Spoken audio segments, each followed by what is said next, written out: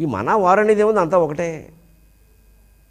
ఆ ఏకాంబరనాథుడిని ఇక్కడ కొంచెం సాహిత్యంలో ఏకచూతపతి, ఏక ఆమ్రనాథుడు. ఆమ్రం అంటే మామిడికాయ కదా, చూతం అంటే మామిడికాయ.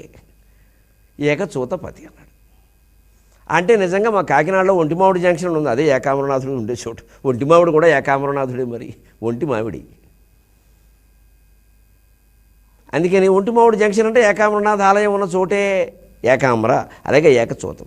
ఆ ఏకచూతపతికి అంకాలంకారం, అమ్మవారిని ఇలా తొడ మీద కూర్చోబెట్టుకుంటాట. మన దేవతలు అంత శృంగారాన్ని, అంత పారవశ్యాన్ని, అంత దాంపత్యాన్ని మనకు ఆచరించి అందించి చూపించారు.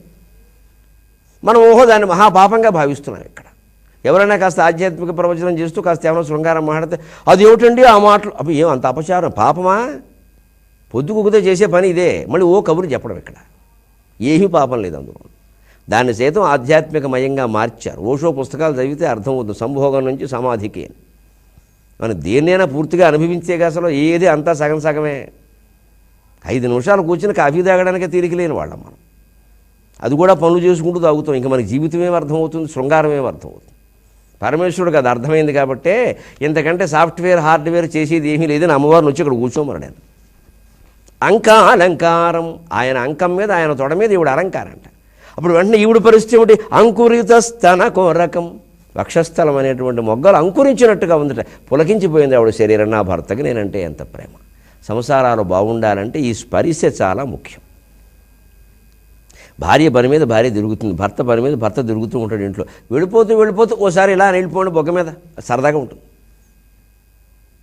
ఇప్పుడేమిటి అక్కర్లేదు, ఒకసారి సరదా అంతే. వాళ్ళకు ఒకసారి ఈ నన్ను మర్చిపోలేదు, గుర్తెట్టుకున్నాడు, ఇంకా ఏదో సరదా ఉంది, ఉండాలి. 70 ఏళ్ల వయసులో కూడా ఈ సరదా ఉండాలి. పార్వతీ పరమేశ్వరుడు ఉంది, మనం అంతకంటే గొప్పవాళ్ళమా? అని లేనిపోని వైరాగ్యాలు నటించడం నిజంగా మనస్సులో లేదు. ఇది ఆ మాట మాట్లాడటమే తప్పు కింద భావించడం ఇక్కడ. అందుకే మనకి ఏ సుఖము దక్కకుండా పోయింది. అటు వైరాగ్యము దక్కలేదు, ఇటు శృంగారము దక్కల. మహాకవి భర్తృహరిని మించిన వాళ్ళం కాదు. లోకంలో 3 అవసరం కాబట్టి ఆయన సుభాషిత శతకం రాశాడు, శృంగార శతకం రాశాడు, వైరాగ్య శతకం రాశాడు. చదువుకోండి. ఎంతసేపు సుభాషితాలు చెబుతారు, శృంగారం కూడా అద్భుతంగా ఉంటుంది, వైరాగ్యం అంతకంటే బాగుంటుంది. అందుకోసం సరిగ్గా దశలు, బాల్య దశ కోసం సుభాషితాలు రాశాడు 100. కొంచెం ఇదిగాక వయస్సులో అనుభవించమని శృంగార శతకం రాశాడు. తర్వాత 60 ఏళ్ళు దాటాక నువ్వు వైరాగ్యం పొందమని వైరాగ్య శతకం రాశాడు. నిజానికి భర్తృహరి సుభాషితాలు 300, ఏనుగు లక్ష్మణ కవి గారి పద్యాలు 300 చాలు జీవితానికి. వేరే కావ్యాలు ఏవి చదవకపోయినా ఈ 300 వాడు వరుసగా చదువుకుంటూ వాటిని ఆచరించుకుంటూ పెడితే సంపూర్ణ జీవితాన్ని అనుభవించడమే కాకుండా సాయుధ్యాన్ని పొందుతాడు.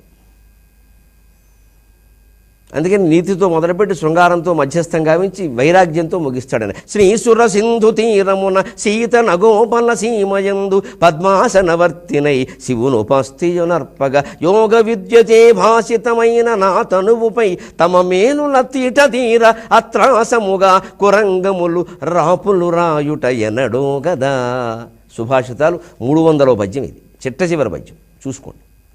గంగానదీ తీరంలో, హిమాలయాల కొండ చర్యల దగ్గర గంగానదీ తీరంలో నేను అకుంఠితంగా పద్మాసనంలో కూర్చుని శివుణ్ణి మనస్సులో పెట్టుకుని నమ శివాయ నమ శివాయ నమ శివాయ అని ధ్యానం చేస్తూ చేస్తూ చేస్తూ స్వీయం పరాయి అనే బాధం లేకుండా బండరాయిగా మారిపోతే అక్కడ ఉండే లేళ్లు వచ్చి ఇది నిజంగానే బండరాయి అనుకుని నా వీపుకి రాసుకుని రాసుకుని రాసుకుని తమ తీట తీర్చుకునే కాలం ఎప్పుడు వస్తుందో కదా అని కలగన్నాడమ్మ ఈ దేశపు కవి భర్తృహరి, అనువాదకుడు ఏనుగు లక్ష్మణ కవి.